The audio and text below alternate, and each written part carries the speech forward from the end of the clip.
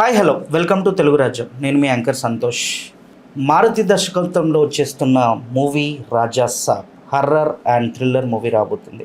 అసలు ఈ మూవీ ఎలా ఉండబోతుంది అని చెప్పేసి జనాల్లో ఒక క్వశ్చన్ మార్క్గానే ఉండిపోతుంది. మొన్న ట్రైలర్ చూసాం, చాలా అంటే చాలా బాగుంది, అదిరిపోయింది. ట్రైలర్ అదిరిపోయిందని చెప్పేసి మూవీ కూడా అదిరిపోతుందా అని మాట్లాడడానికి మన ముందుకు వచ్చేసారు భరద్వాజ్ గారు. నమస్తే సార్. నమస్తే sir. Raja Saab movie horror and thriller movie Maruthi దర్శకత్వంలో రాబోతుంది సార్. ఎలా ఉండబోతుంది సార్ మూవీ అసలు? అంటే ఇది హారర్ థ్రిల్లర్ మాత్రమే కాదు, horror comedy cinema. Horror comedy సినిమాలు జనరల్గా తక్కువ నిడివిలో ఉంటాయి. అంటే జస్ట్ అలా మ్యాజిక్ మీద నడిచిపోతుంది సినిమా. ఈ మ్యాజిక్ మీద నడిచిపోయే సినిమాలు తక్కువ నిడివిలో తీయటానికి కారణం అదే. కాబట్టి ఈ సినిమా తక్కువ నిడివిలోనే జరగాలి, కానీ అది కాదు ఇక్కడ. ఇక్కడ ఈ సినిమా నిడివి 3 గంటల 3 నిమిషాలు అనేది ఆల్రెడీ బయటకు వచ్చింది.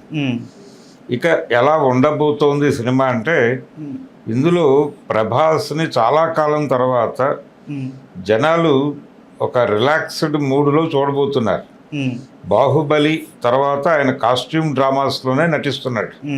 ప్రతిదీ కాస్ట్యూమ్ డ్రామాగా మారిపోతోంది. ఆయన సలార్ మూవీలో నటించినప్పటికీ ఆ సినిమాలో ఆ బ్యాక్గ్రౌండు, వాళ్ళు తీసుకున్నటువంటి ఆయనకి ఇచ్చినటువంటి కాస్ట్యూమ్ డిజైనింగ్ అంతా కూడా చాలా సీరియస్గాను ఒక వాతావరణంలో నడుస్తుంది. అలా కాకుండా ఇంతకుముందు రకరకాల సినిమాల్లో ప్రభాస్ని చూసాం మనం.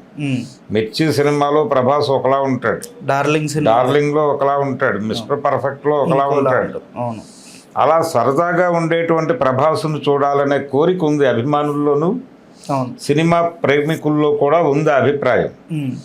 ప్రేక్షకులు ప్రభాస్ను మిస్ అయ్యి చాలా కాలం అయింది, దాదాపు దశాబ్దం దాటిపోయింది అనేటువంటి ఒక ఫీలింగ్ని, దాన్నే ఈ సినిమాలో ఫుల్ఫిల్ చేయటం ద్వారా జనాల్ని గ్రాప్ చేయాలనేది మారుతి ప్రోగ్రాం. అందుకని ప్రభాస్ క్యారెక్టర్ డిజైనింగ్ మీద ఎక్కువ శ్రద్ధ నడుస్తుంది సినిమాలో. అంటే ప్రభాస్ ఇప్పటి వరకు, అంటే బాహుబలి నుంచి ఇప్పటి వరకు ఆయన కల్కి వరకు నటించిన సినిమాలలో లాగా కాకుండా మిస్టర్ పర్ఫెక్ట్ ఆ రోజుల నాటి ప్రభాస్ని చూడబోతున్నాం ఈ సినిమాలో. ఈ సినిమాలో ఆయన డ్యూయల్ రోల్ చేస్తున్నాడు. ఒకటేమో ఈ ప్రస్తుత ఎరా అంటున్నారు, ప్రజెంట్ ఎరాలో కనిపించేటువంటి ప్రభాస్. అలాగే ఇతను ఒక బంగ్లాలోకి ప్రవేశిస్తాడు. ప్రవేశించిన తర్వాత అక్కడ ఆత్మలు ఉంటాయి, వాటితో ఘర్షణ, దాని నుంచి ఎలా బయటపడాలి అనేది ప్రోగ్రాం. అక్కడ ఒక ప్రభాస్ ఉంటాడు. ఆ క్యారెక్టర్ పేరు రాజాసాబ్.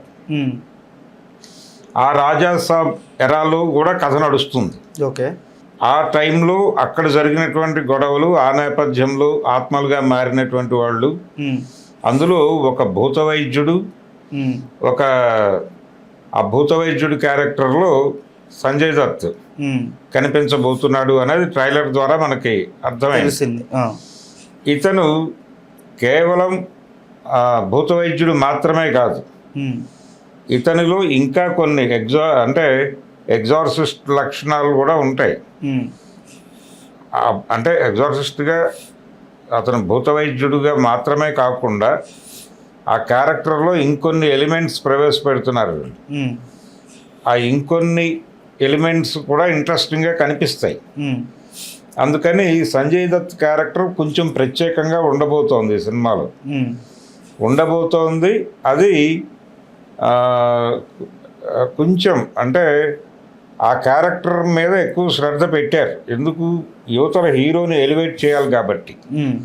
అందుకని రాజాసాబ్ క్యారెక్టర్కి సంజయ్ దత్కి జరిగేటువంటి ఘర్షణలు, ఆ ఘర్షణల్లో ఆయన ఎలా ఓటమి పాలయ్యాడు అనేది ఒక అంశం. ఆ తర్వాత వీళ్ళు ఆత్మలుగా మారిన తర్వాత ప్రజెంట్ ఎరాతో జరిగేటువంటి ఘర్షణ, ఆ ఘర్షణలో మళ్ళీ ఈయనకి ఇచ్చేటువంటి సపోర్ట్ ఏమిటి, ఈ క్యారెక్టర్కి రాజాసాబ్ నుంచి వచ్చేటువంటి సపోర్ట్ ఏమిటి, వీళ్ళిద్దరూ కలిసి సమూలంగా అవతల ఆత్మలను ఎలా నాశనం చేశారు, ఇదంతా కలిపిన కథ. అంటే ఒక వండర్ ఏరియాలో నడుస్తుంది కథ. ప్రజెంట్ ఎరాలో మొదలై అది భూతకాలంలోకి వెళ్ళి భూతాలతో ప్రయాణించి ఆ భూతాల నుంచి ఒక మంచిని గెలిపించడం కోసం జరిపే యుద్ధంగా నడిచి సినిమా ముగింపుకు వస్తుంది. కాబట్టి ఈ మొత్తం కార్యక్రమాన్ని నడపడానికి 3 గంటల స్పాన్ అనివార్యంగా అవసరమయ్యి ఆయన ఆ సినిమాని ఆ నిడిలో తీశాడు ఓకే. మారుతి. దీనిలో అనేక ఎంటర్టైన్మెంట్ ఎలిమెంట్స్ కూడా ఉంటాయి, రొమాన్స్ ఉంటుంది. ప్రభాస్ నుంచి ఒక సరదా రొమాన్స్ని కూడా జనాలు కోరుకుంటున్నారు. అవును. ఆ కోరుకుంటున్నటువంటి ఎలిమెంట్ కూడా దీనిలో ఉంటుంది. అందుకని నిధి అగర్వాల్తో ఒక ఆహ్లాదకరమైన పాట ఆల్రెడీ బయటకు వచ్చింది, రిలీజ్ అయింది, చూసాము. ఒక ఐటెం సాంగ్ తరహా పాట ఒకటి బయటకు వచ్చింది, జనం చూశారు. ఇలా రకరకాల ఏరియాల్లో రకరకాల పద్ధతుల్లో కనిపిస్తారు. మాళవిక మోహనన్ కూడా ఉంది సినిమాలో, అలాగే దిద్ది కుమార్ ఉంది, ఆవిడ ఒక క్యారెక్టరు. సో ఆ ఏరియా అంటే రొమాంటిక్ ఏరియా కోణంలో కూడా సినిమాలో ఇది కూడా ఉంది.